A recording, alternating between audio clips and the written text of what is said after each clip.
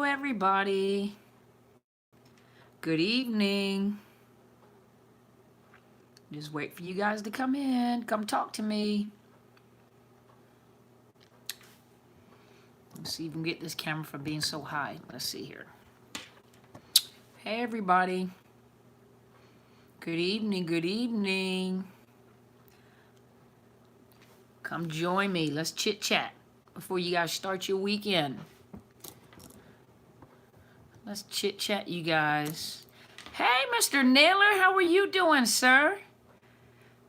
Good to see you. Well, good to read. Guys, come on in. Let's do some chit-chatting before the weekend starts. I mean, before the week. Okay, before the week starts. There we go. The weekend is ending and the weekday is starting. I just wanted to come talk to you guys. Hey there, Miss Cynthia. I am doing great. Thank you, Mr. Naylor. Did my topic show up on there? Question and answers live. And of course, is the narcissist, he or she, happier with the new supply? You guys come on in here. I'm looking for Miss Donna. Keep it real. I'm looking for Miss Rahel. Looking for Miss Jennifer. Miss Cynthia, I'm surprised you're not in bed yet.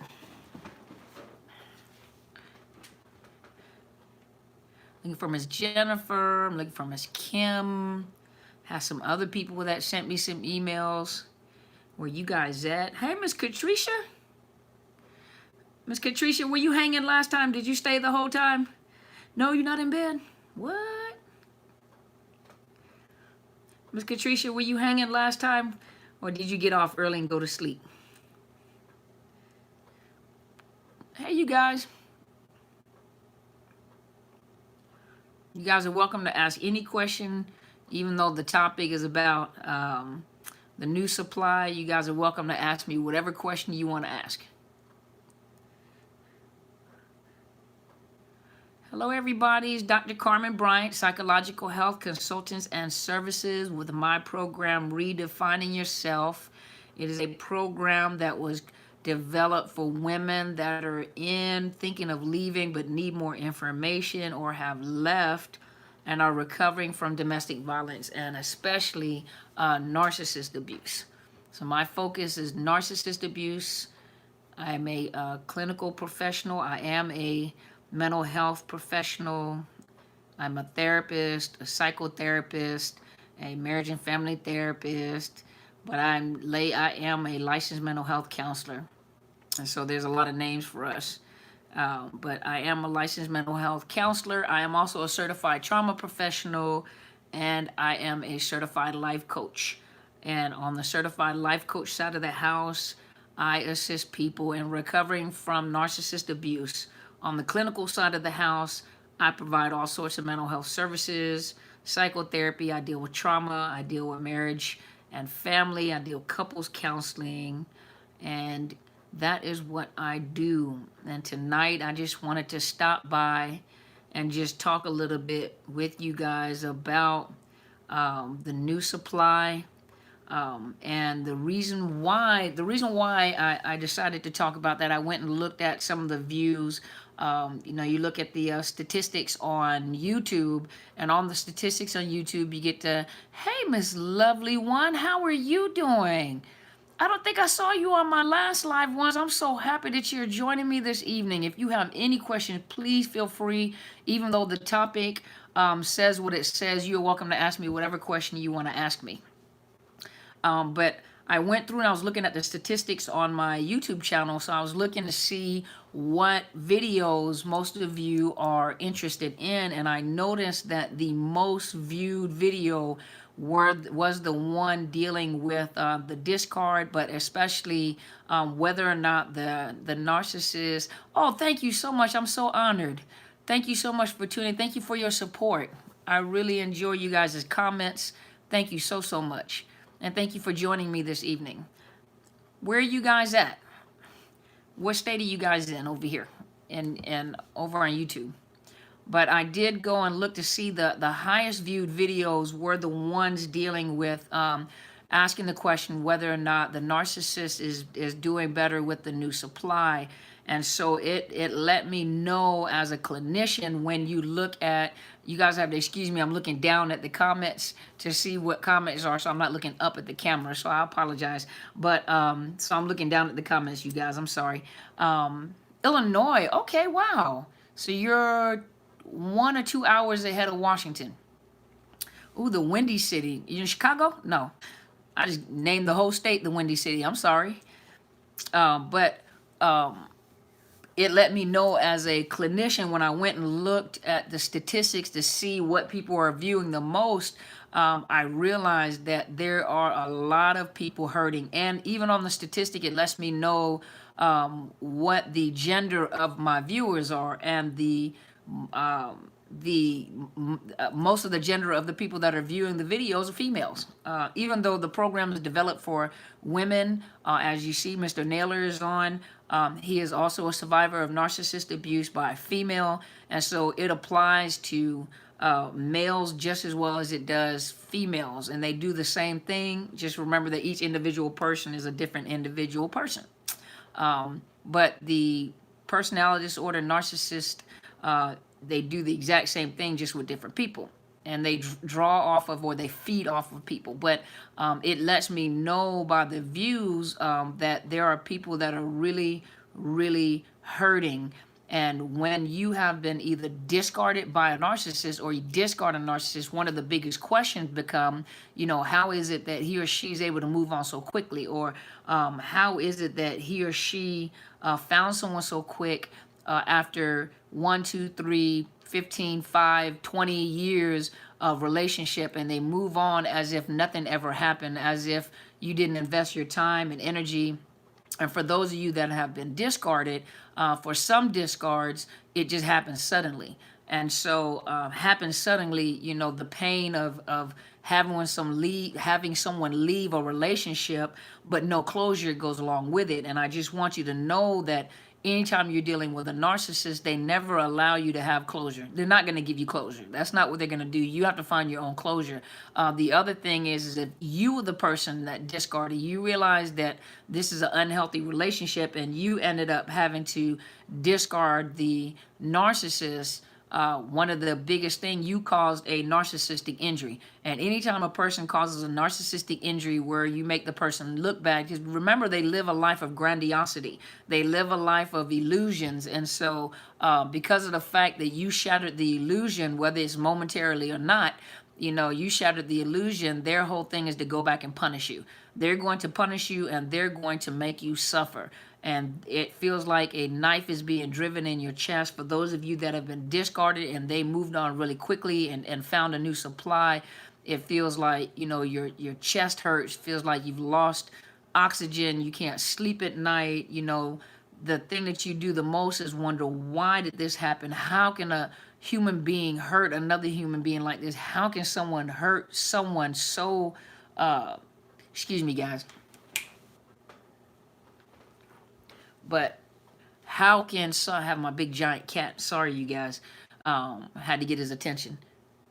But how can someone hurt someone so badly and have no remorse about what they do? How can you move on with a new individual and then have the nerve to, whatever they've said to the new supply almost seems like they're against you too.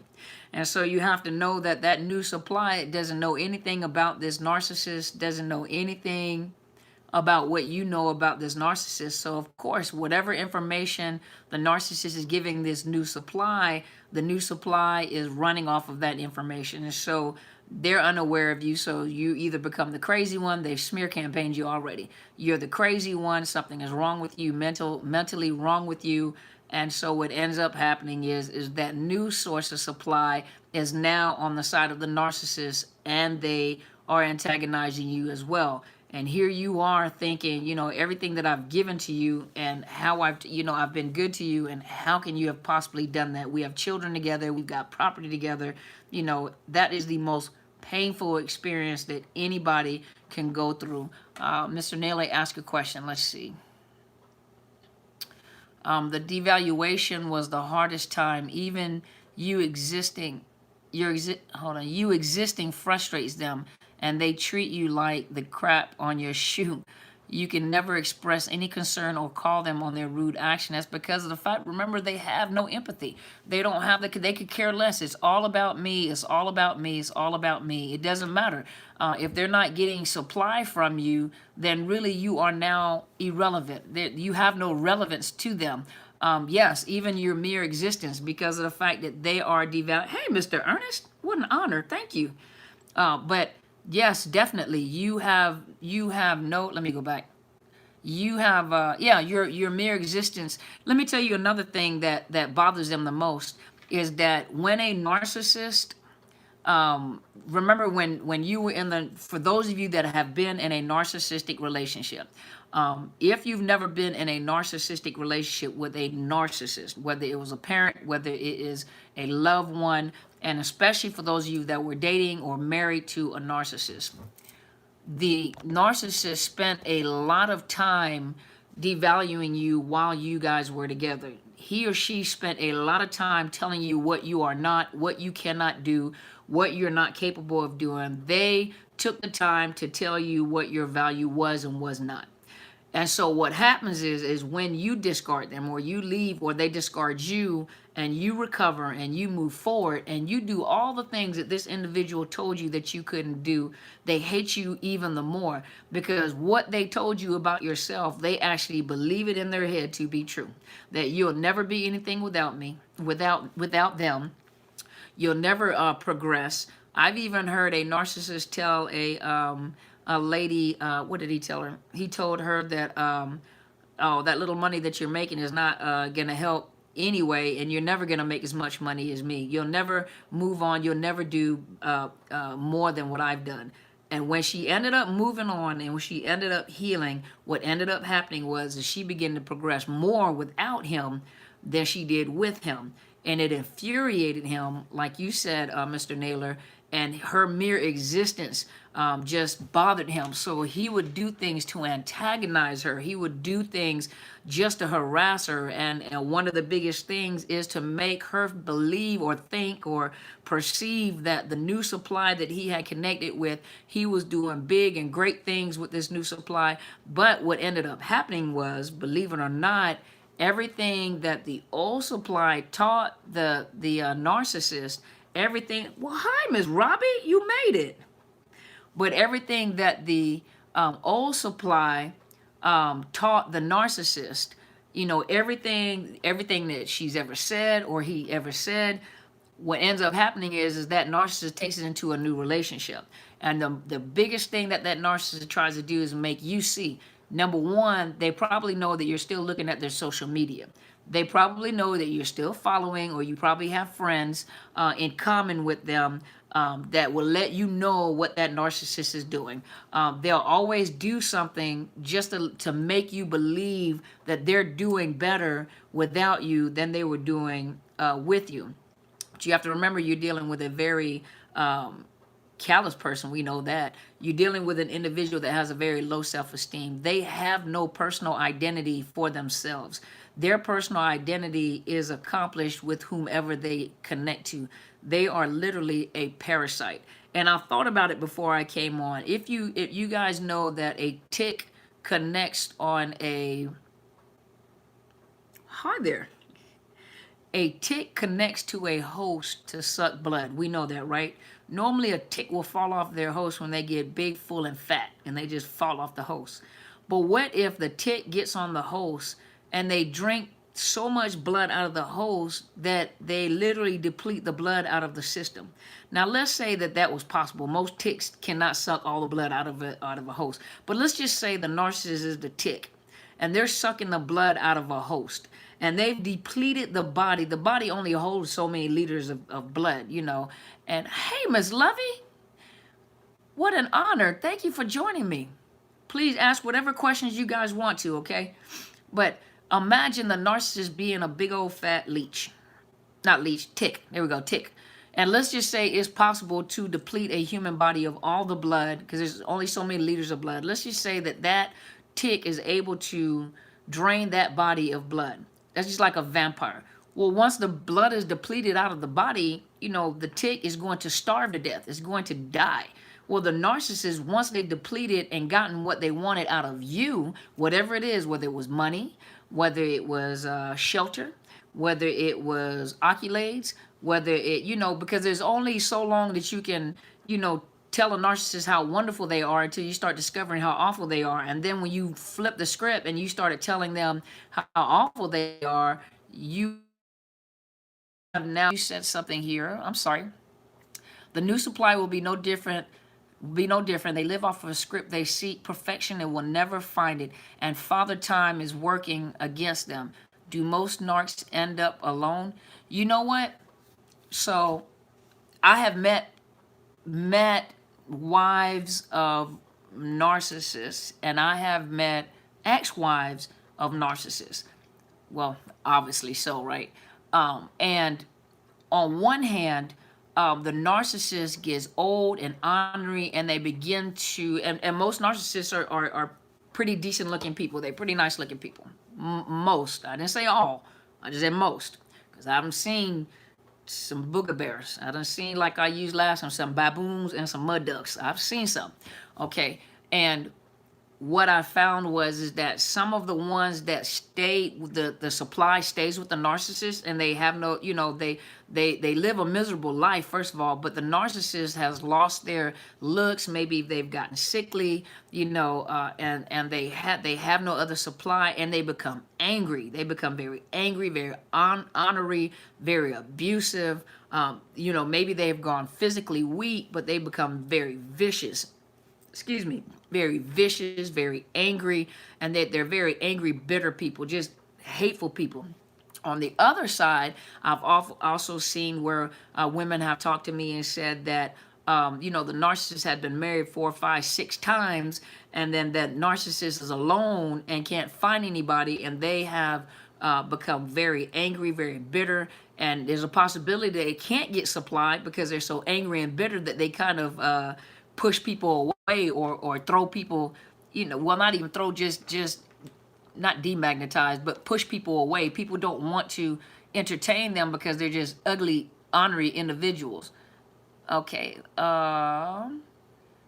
Miss Lovely, not Miss Lovey, but Miss Lovely One said, "You're right. I left him after years of abuse. We're currently going through a divorce, and now the new supply lives in the house." Miss Lovely One, just be prepared that new source of supply, he's probably already smear campaigned you. And so everything that he knew he was doing with you, he flipped the script, and he's playing that, hey, Miss Ernestine. But he's flipped the script, and he's already told the new source of supply how awful you are, how abusive you were, you didn't appreciate him. He's already played on her emotions. And if she's moved into the house, you know, come on, how low can you get? You guys are not even through with the divorce yet, you know. And ladies, I don't mean to hurt your feeling, okay? I don't mean hey, Miss Rachel, Miss Rahel, I thought you'd be over here on YouTube, and you're over here on Facebook. How are you doing? It's so nice to see you. You are gorgeous. I just meant to tell you that all the ladies on here are gorgeous. You guys are some pretty ladies. And of course, you know, you're on my Facebook, so of course I had to go look at you. I'm not gonna lie. You're a very beautiful lady. You know, makes you think, like, how in the world did you get with that leech, huh? But think about it for just a minute. And ladies, I don't want to hurt your feelings, but I'm just gonna keep it real, okay? You know, think about it. We were once that first source supply. Went through the same thing. Hey girl, you're, oh, thank you. I appreciate that. But think about it. All of us that have been in narcissistic relationships, we all went through that period where the narcissist convinced us that the person that they left, if they did, the person that they left, you coming over to YouTube? Well, come on over to YouTube. But my head looks really big on this Facebook, y'all. Don't laugh at me, okay? Because the iPad is like this close, and so my head looks like this big. And then over here, the camera is far away from me. So I just had to throw something in and make you guys smile. I apologize. I was just on my own little tangent. Okay, but anyway, as I was saying, Miss Lovely One. But ladies, I want to tell you this. All of us have been in a position where we were ignorant. Ignorant doesn't mean that you're stupid. Hey there, you're back. Hey, Miss Rael. But all of us have been through that time and period where we were ignorant. Ignorant does not mean that you're stupid. Ignorant just means that you lack knowledge. And most of us that are on here, we have learned something about narcissism. We have learned something about how these people operate, so we're learning stuff. We really have to feel sorry for the new source supply because they have no idea what they've gotten into. No idea. And literally you can watch yourself, you can watch your life in front of you by watching how they conduct themselves. Now, some of us were not petty, so some of us were not trying to attack the new source supply. But some of the new source supply depends on what the narcissist is saying, and then they just attack us. But believe you me, what comes around goes around. Because just like you figured it out, the new supply is going to figure it out. Because it's only a matter of time they begin to devalue them. And then everything that they said about you, they'll start thinking like, oh, maybe not. Ms. Robbie said most of them abuse everyone that they come in contact with. Let me open up the comments. Sorry. Give me a minute. Let me open the comments up. So Ms. Robbie on YouTube, she said, most of them abuse everyone that they come in contact with. After gaining the trust of a new supplier, they can't control their abusive nature. So now this is dealing with narcissists that are on the lower end of the spectrum, those that are like low to mid-range narcissists that have there are some people that stay low range forever. They never graduate, and they never, when I say graduate, I mean going up the spectrum of narcissism, meaning that they get to the mid, to the elite, to the greater narcissist, the one that has more control over their emotions.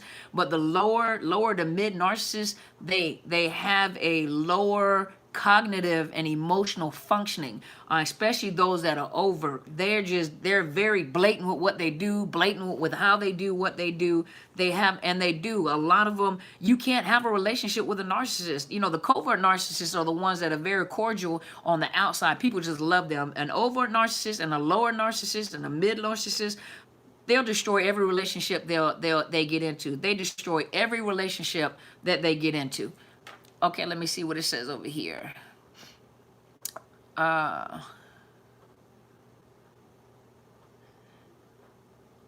Miss Lovely One, Miss Rahel. Oh, I guess you can read the comments that she wrote. I know you're reading that, so I don't want to make you feel like you can't read. I apologize. Let's see. So it says, Miss Rahel says, mine went back to his ex after he shamed her for 6 years.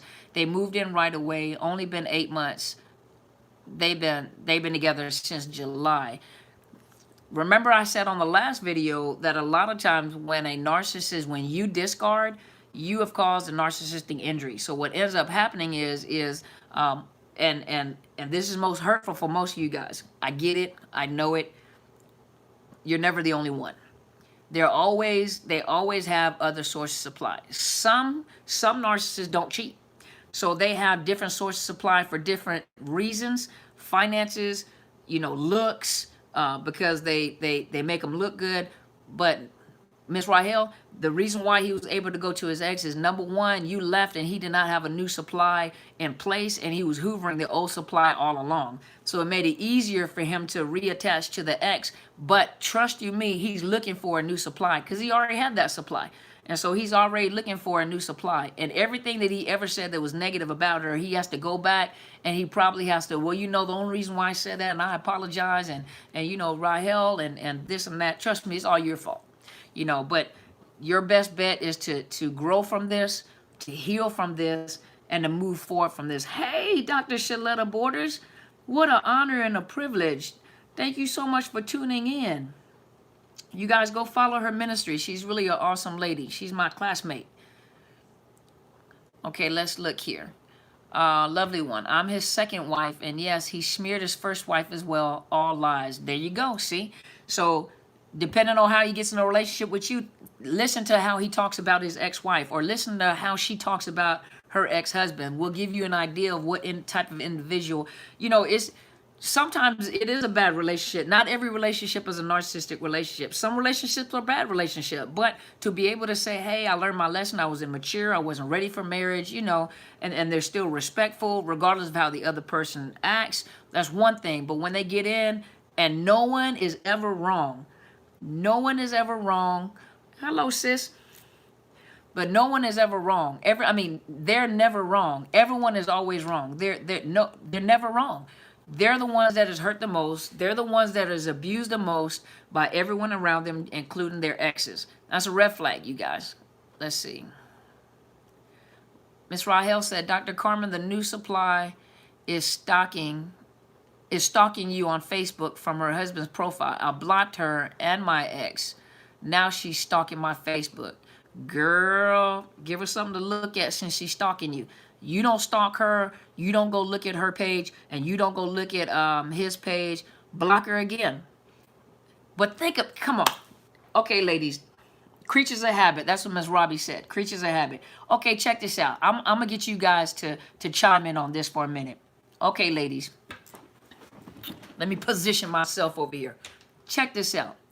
Why, if a new supply is comfortable and confident with her narcissist, and she's all that, and you're nothing, why would she be stalking you, Miss Rahel? Why would she be stalking you?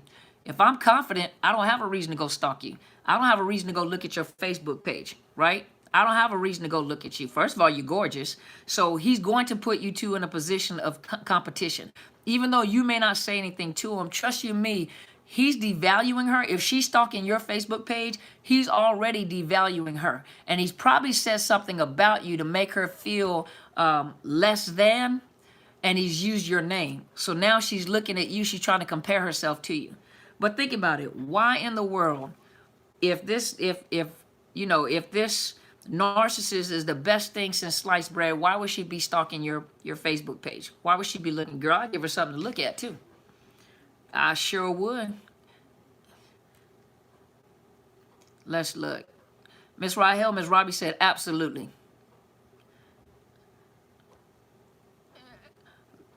Hey, Miss Robbie, Miss Rahel said she liked one of Miss Rahel's posts by accident. Girl, she's stalking you. Why is she all up on it? Why is she on your Facebook page anyway? Do you have an open account where people can just go look? If I were you, I'd make that all private. Go through all your pictures and make it all private for just your friends. She has no business on your Facebook page, period. But since she's there, I'd give her something to look at. I sure will.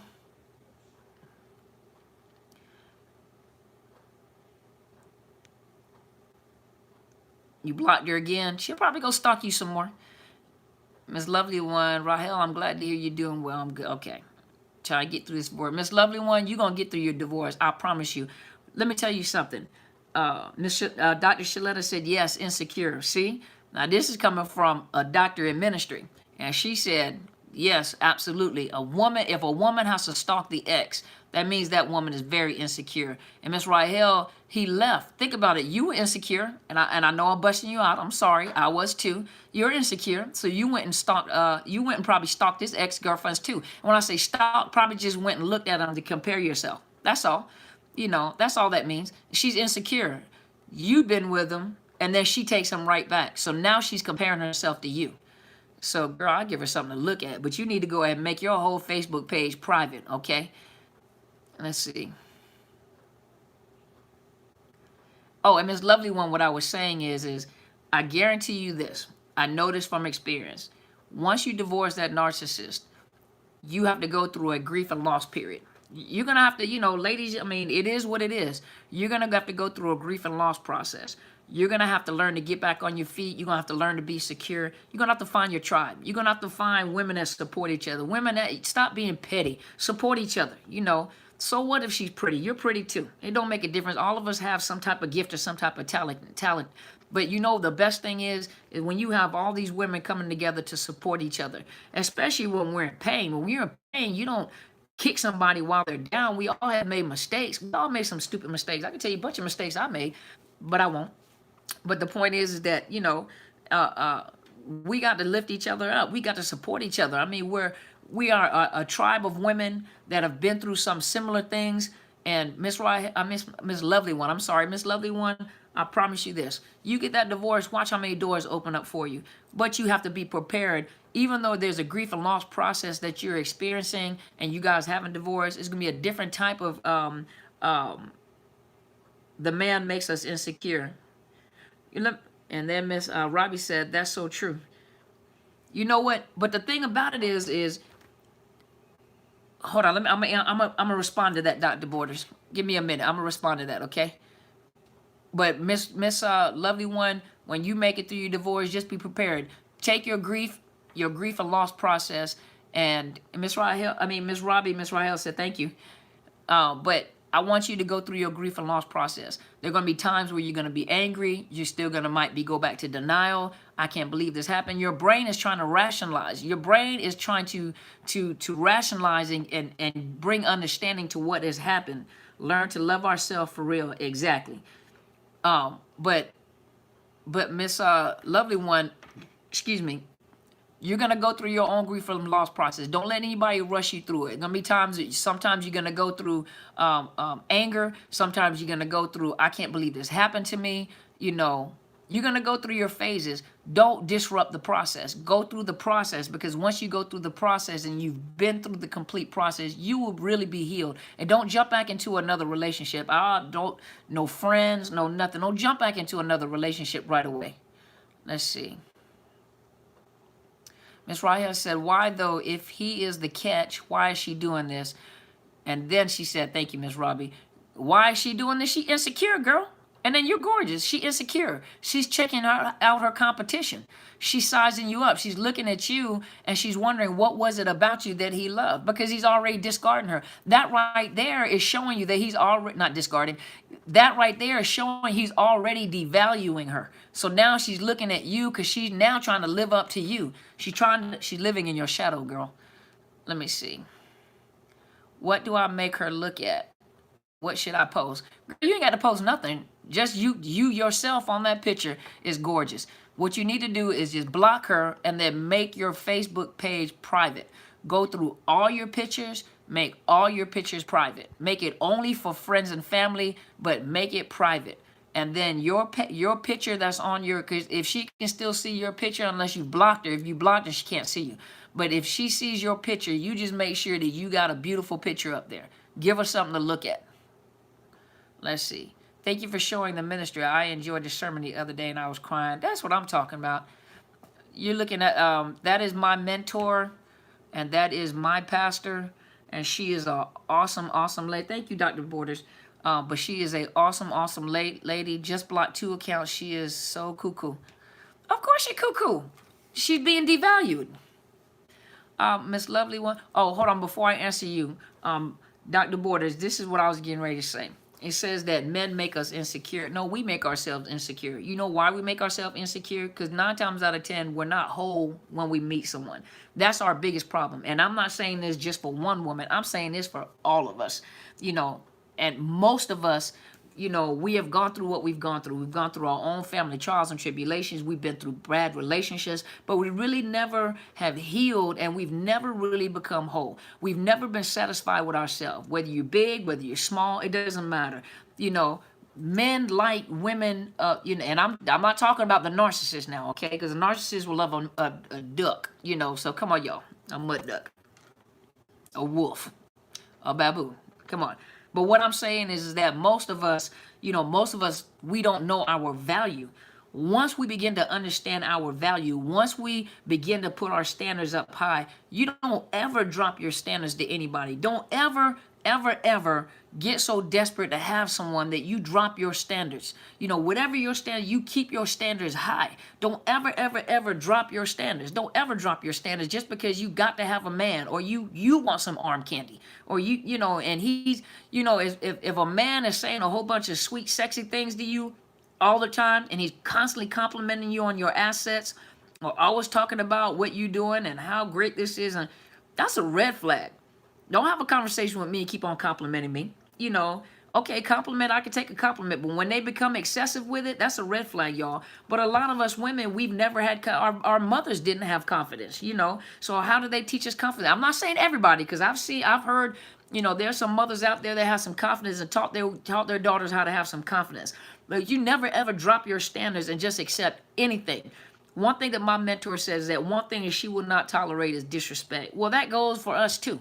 You don't ever allow a man to disrespect you. And you can usually tell when they're talking to you. You know, when they cross over boundaries and stuff, sometimes we're just so thrilled at the fact that a man is talking. Girl, he's a man. Let him talk and move on. We don't have to be desperate for a man. You have to have your own value. This is the thing that I use in counseling all the time. I do handmade jewelry. One of my pieces sold for $186 because I understood the value of the piece that I made. I understood the hours that I put into it. I understand the material that I bought, and I understood how actually that was when I first started wearing my glasses because I couldn't see what I was doing because it's very small pieces. I deal with a lot of semi-precious stones. I deal with a lot of silver, and I put a lot of effort in that. I stood up all night making sure that I got this piece for a beautiful lady, and that necklace, that I didn't want to give it away as much, but that one piece sold for $186. I put value on that piece. Everyone that knows me, if I make a piece for you, you're going to pay for that piece. I don't just, there ain't no $20 piece. A $20 piece probably about this big. So, but the other thing that I add to it is that when you go into, let's say you go into is it Louis Vuitton, those red bottom shoes, you're not going to negotiate a price.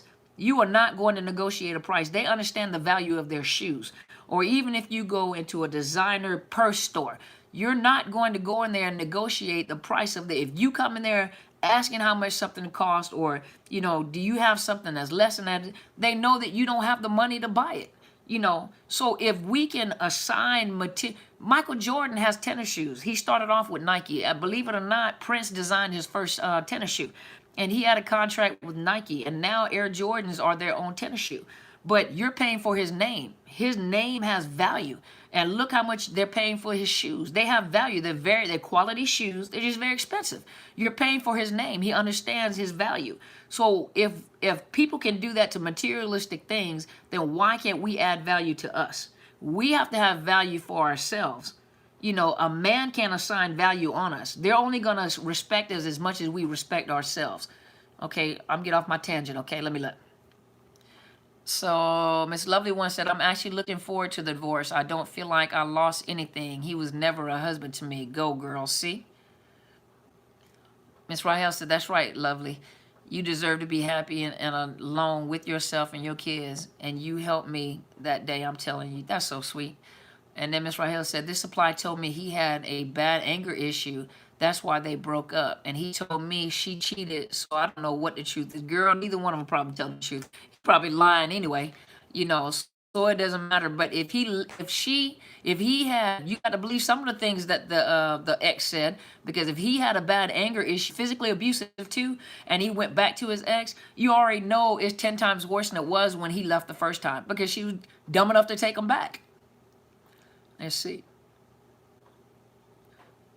Because when he abused me once, I reached out to her and asked her if he was abusive in the past. So easy to cuss and call me out of my name, especially bad names. Every put his fist to my face when I was pregnant. True, I am valuable. Yes, you are. Well, if he did that to you, imagine what he was doing to her. And now that he's leaving you and he's built up on that anger, imagine what he's doing to her. And that's probably why she's stalking you on Facebook, because he's already devalued her. He's already started abusing her. Let's see. Ms. Robbie said, hold on, let me open up the comment. Ms. Robbie said, you're helping us to heal and redefine ourselves as women. Even though we have been through this trauma, it doesn't define us as a woman. Absolutely not.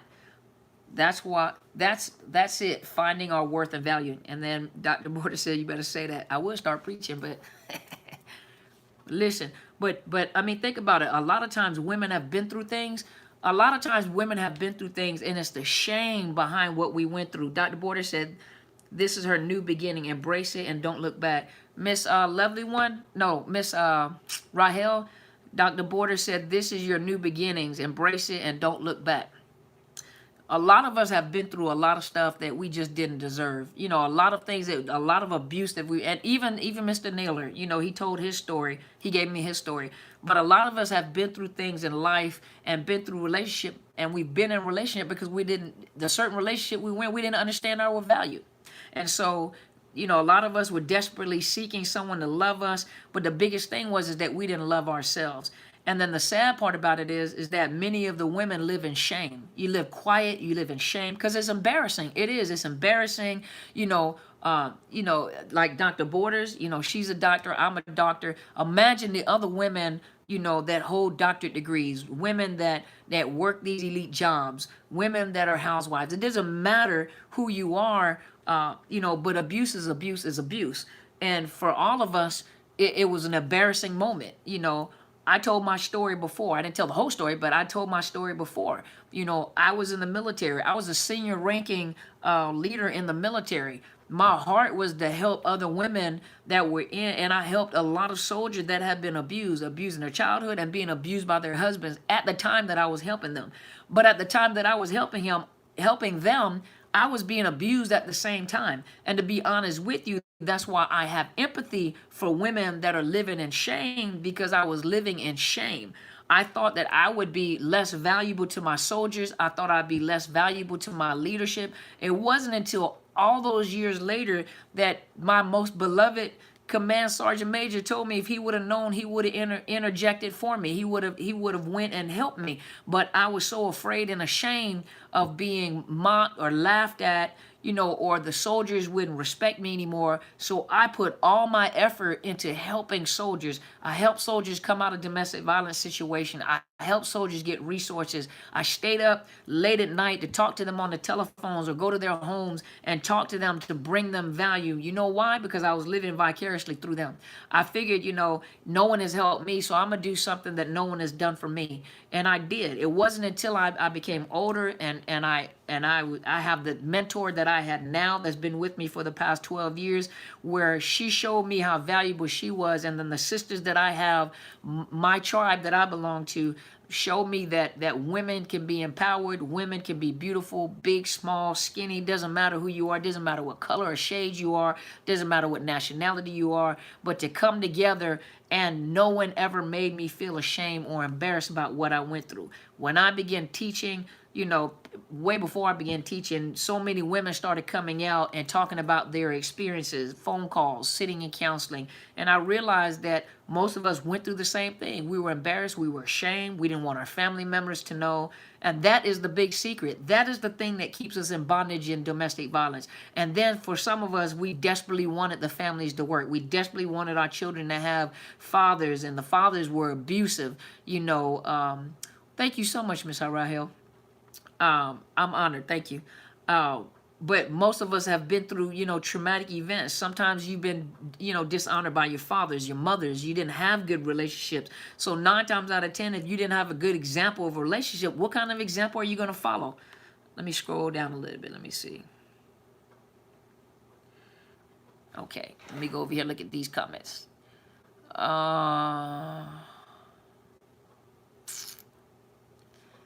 Miss Rahel said, thank you so much. I won't look back. Hallelujah, Dr. Carmen. I feel bad for her. I can't try to help her because what she chooses to do. I have empathy for her also, but I'm pissed. I believe it. You're blessing me. Thank you. And Miss Lovely One said, yes. I hope I'm helping. I really do. You know, sometimes we've been through, you know, Dr. Border says sometimes we can't help someone unless we have been through it ourselves. Exactly. And if you guys watched the video that I did on empathy, and then the empathy spectrum, remember the way that you learn empathy for a lot of people. I can't relate to, let me think, how can I relate to you and having a kid if I've never had a child myself? So I can give you a lot of head knowledge, you know, about children. And I'm like, oh, you know, I know you're hurting, but I don't understand what your birthing pains are like until I had my own kids. I can tell you what you went through. You know, now I don't know what it's like to have a C-section, but I do know what it feels like to go into labor and push out some big old giant children, you know, so I can empathize with you because I have that experience, you know. But a lot of times us women, we've been through something and we're so quiet. other women need to hear us talk about it. Other women need to know, it's different getting on YouTube or getting on Facebook and talking head knowledge or talking about something that you read. As you guys know, a lot of times when I pre-record, I usually research my topics.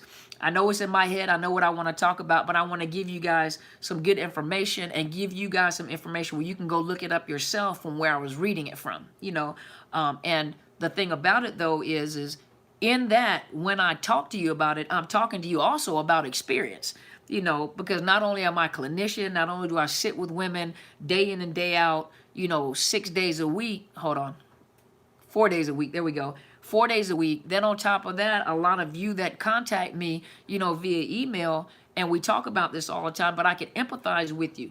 I can still be a professional with you, but I've gone through trials and tribulations myself, so I understand, I don't understand each individual situation because I'm not you, and each one of us goes through something, and we go through it the way that we go through it. So I can't say, I know what you're going through, and this is what you need to do, because you and I are two different type of people. We've been through different type of things, but the abuse is still the same, but I can empathize with you. We can empathize with each other, but we got to be able to open up. The power is in our voice. The power is in being able to bring. Well, hey, Miss Nakia. How are you doing, Miss Isabel? I'm so honored that you would chime in. But most of us have been through experiences, and the biggest thing that a narcissist knows is that we'll keep quiet about it. Number one, because they're either they're already smear campaigning us, but if we open up our mouth, they'll try to make you look even worse. But think about it. If all of us open up our mouth, if all of us open up our mouth and start talking about this, how much more empowered can we be? I'm not saying we can save everybody, but how much more empowered can we be? Ms. Robbie said, sometimes letting go seems like the hardest thing to do, but ends up being the best thing. Absolutely. Ms. Robbie over here said that sometimes letting go seems like the hardest thing to do, but ends up being the best thing.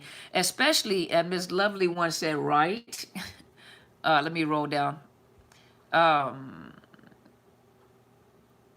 Ms. Lovely one said, honestly, come on, if there's a new supply, they're not going to try, especially if you know what you're talking about, and or you can talk about it, or and they know, of course they're going to get a new supply away from you, because they have to continue to smear your name. They've got to discredit you, because they know that if the new supply ever comes in contact with you, the first thing you're going to say is, hold on, what does Kermit the Frog do? Give me a minute.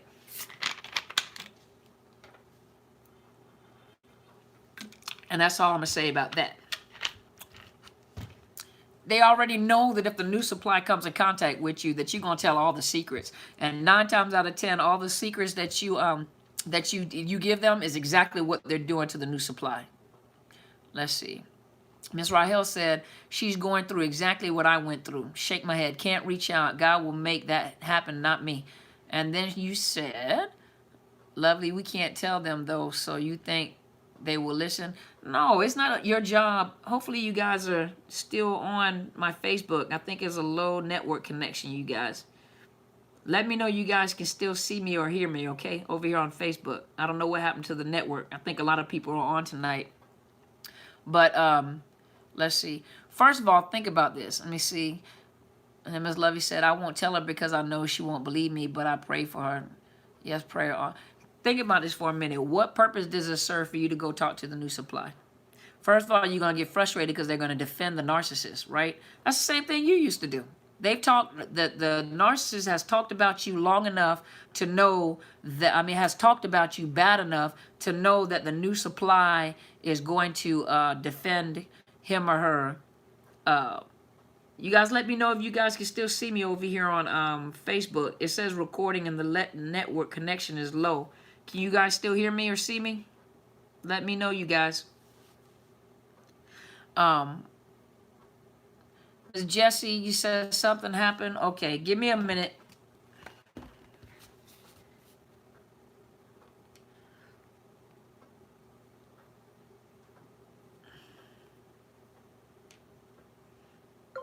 Guys, give me a minute. Let me go back and fix Facebook, okay?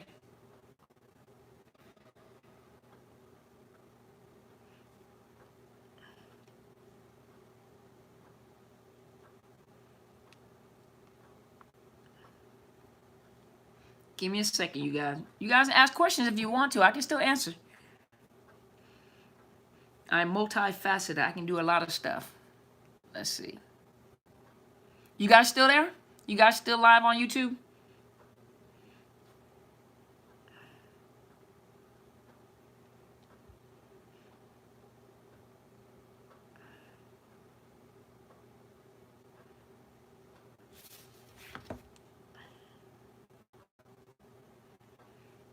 You guys can still hear me on YouTube?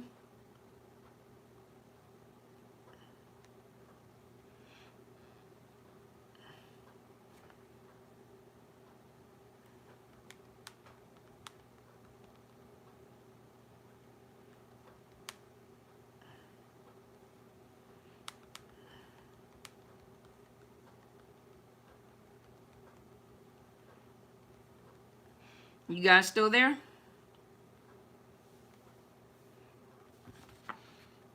You guys still with me? Something happened to my YouTube, you guys. I mean, something happened to my Facebook.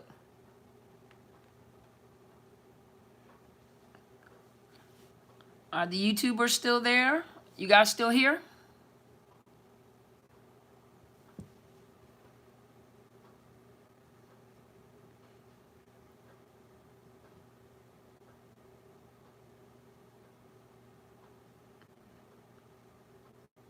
Let me know if you guys can hear me over here on YouTube, okay? Let me know if you guys are still here.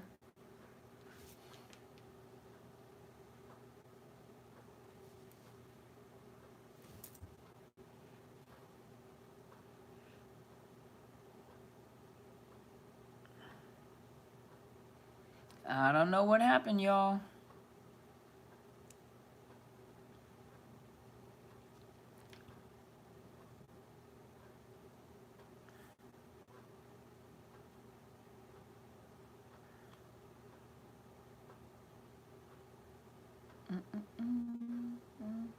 You guys still with me?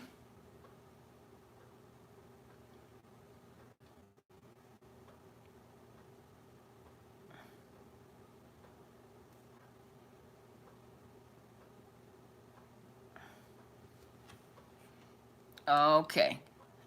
Not sure if you guys are still with me.